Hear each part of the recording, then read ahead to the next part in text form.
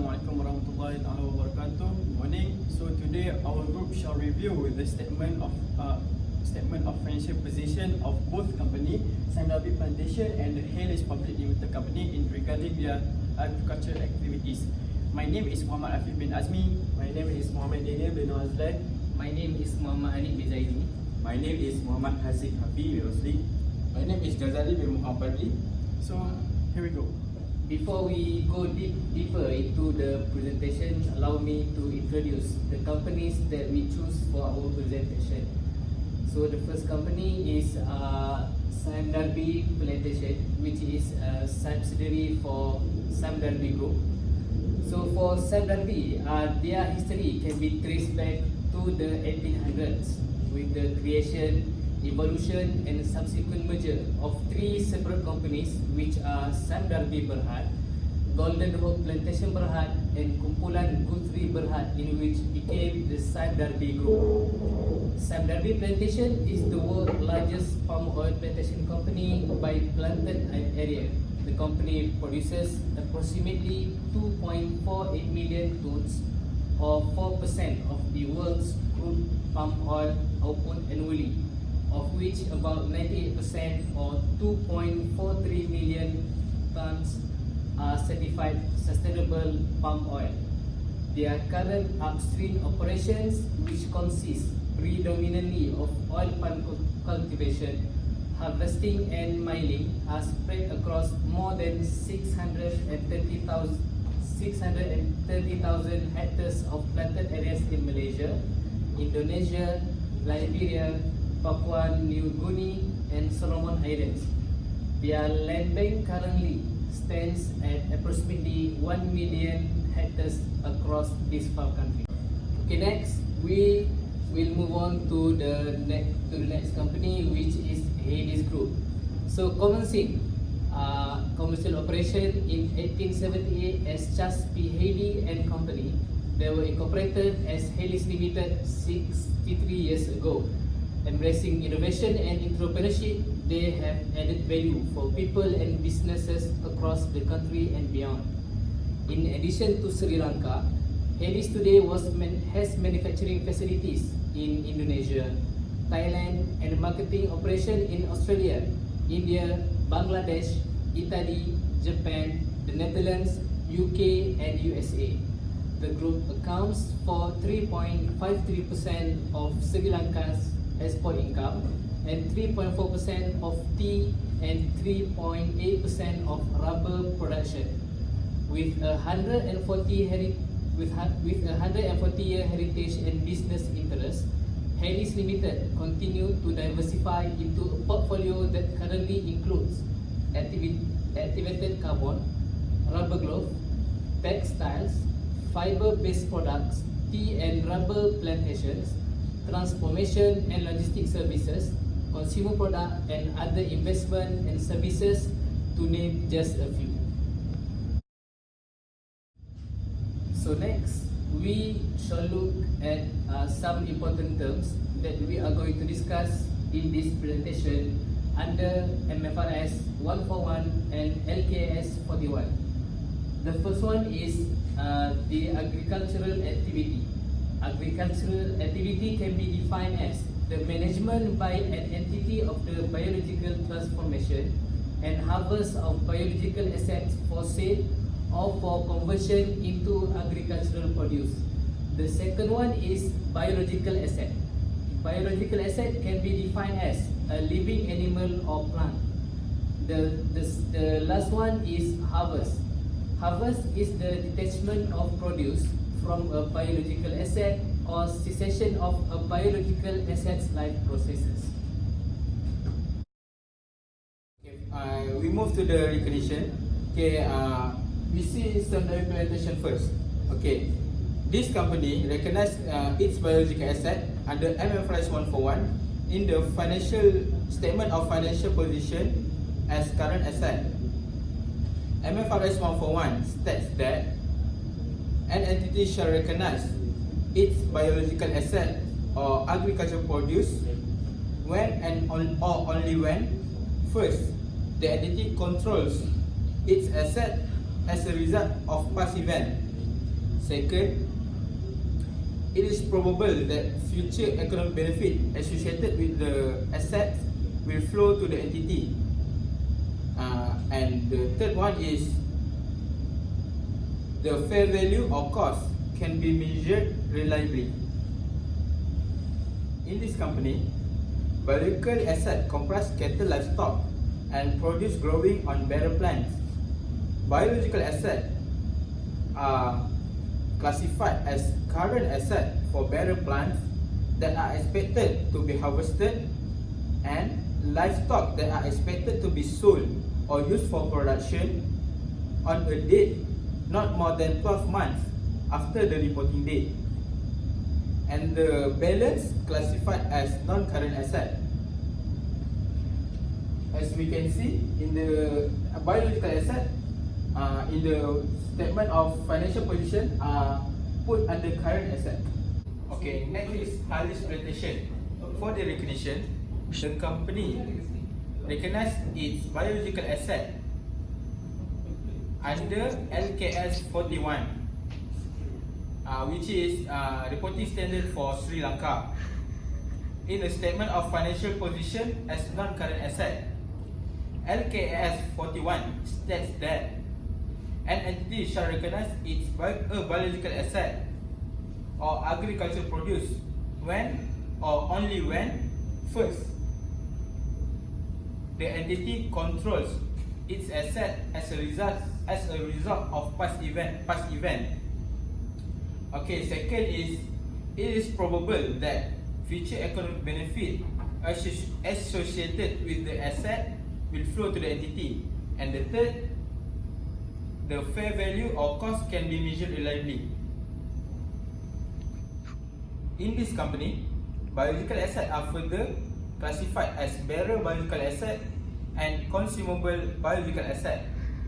For bearer biological asset included tea and rubber trees, being biological assets that are not intended to be sold or harvested, but are used to grow for purpose of harvesting agricultural produce from such biological asset. Next is consumable biological asset. Consumable biological asset includes managed timber trees, those that are to be harvested to agricultural produce or sold as biological asset. As we see in the statement of financial position for this company, the biological asset are put under non-current asset. Alright, moving on to the measurement parts. So for the Sime Darby Plantation and Hayleys Public Limited Company, as we know, both of these companies apply the same standard, which is bring out by the IFRS. Therefore, in accordance to MFRS 141 and LKS 41, biological asset shall be measured on initial recognition and at the end of each reporting period at its fair value less cost to sales, and except for the cases described in the paragraph 30 where the fair value cannot be measured reliably. Okay, for these two, agricultural produce harvested from entity biological asset shall be measured at its fair value less cost to sales too. Such measurement is the cost at the date when applying MFRS 102 inventories and other applicable standards. So this is the application in Sime Darby Plantations. As we know, Sime Darby Plantations apply its measurement as fair value less cost to sell, which is it is state that the group and the company biological assets were fair valued within level 3. The fair value measurement will be based on accordance to the MFRS 13 fair value measurements. For the oil pumps, the valuation model adopted by the group and the company is a discounted cash flow models. For the growing canes, the determination of fair value for the group growing canes is at its age and conditions at the statement of financial position dates. And lastly, for the livestock, the fair value of the livestock are based on the group assessment of age, average weight, and market values. So for gains or losses due to fair value change for both company, a gain or loss rising or initial recognition and change in fair value shall be measured at fair value less cost to sell, and that amount shall be included in profit or loss for the period in which it arises. Next, for gain or loss rising or initial recognition of agricultural produce measured at fair value less cost to sell and shall be included in profit or loss in which it arises. So for the application in Hayleys Public Disclosure Company, as you can see, this is the extract notes to the financial statement of biological asset from Hayleys Company. Based on this note, Hayleys Company measured its biological asset at the fair value less cost to sell, and the fair value measurement will be in accordance with the SLFRS 13 by using the significant unobservable inputs level 3. As you can see, the valuation was carried by the Mesa Pratap Chartered Valuation and Consultancy Limited Chartered Valuation Surveyors by using the discounted cash flow method, which is DCF. For the next part of the presentation, we will review on the presentation and disclosure of both our company. So basically, both company, Sime Darby company use MFRS because it is based on Malaysia, and Hayleys company will based on their accounting standard in Sri Lanka. But generally their standard is actually the same. If we review or we compare, the standard is the same, right?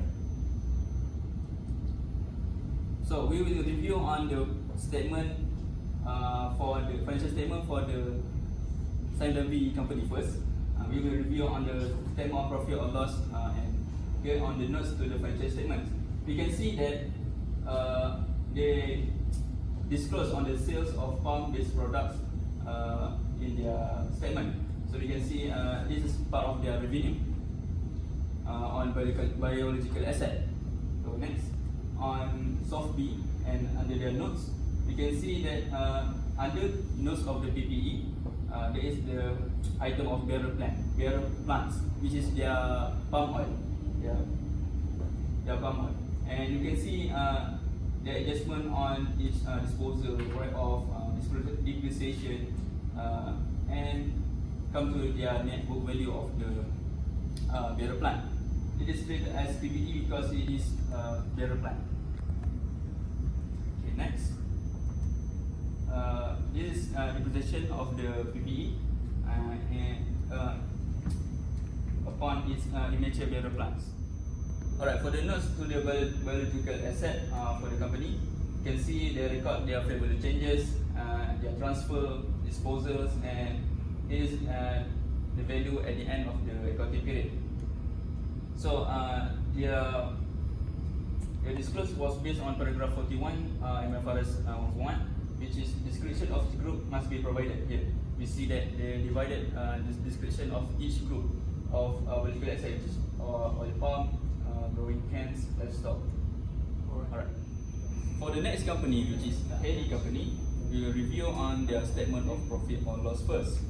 So to their notes to the financial statements, you can see that they in their revenue, they divide their biological asset revenue, which is for the plantations and the agriculture, amounting about 13 14 trillion. Alright. Next, we will review on statement of financial position of the company. Let's look at the notes to the financial statement, which is under their PPE, notes to the PPE. You can see that here the record on the mature or immature plantation. So here we can see the recognition of their disposals, transfer, and the value at the end of the year. Then we will look at their biological assets, which is here we record on the change in the fair value of biological assets. So there is a gain of fair value, and this is the value at the end of the year. So you can see that what they disclosed here was based on paragraph 40, like the company before, Sime Darby company, and it shall disclose the aggregate gain or loss arising under current period on initial recognition of political asset and agricultural produce and from the change in fair value less cost to sale of the political asset. And last but not least, the standard also make the company to disclose on financial risk management strategies related to agriculture activity. This is based on paragraph 49, where you can see in here, Hayleys company review some analysis on the sales price fluctuation and sensitivity variation on their discount rate. So they disclose this under the notes. That's it from me. Thank you. Alright, that's all from us. Before we end this video, we would like to say thank you to our lecturer, Dr. Sukra Saad, for teaching us for this whole semester. 1, 2, 3. Thank you, cameraman.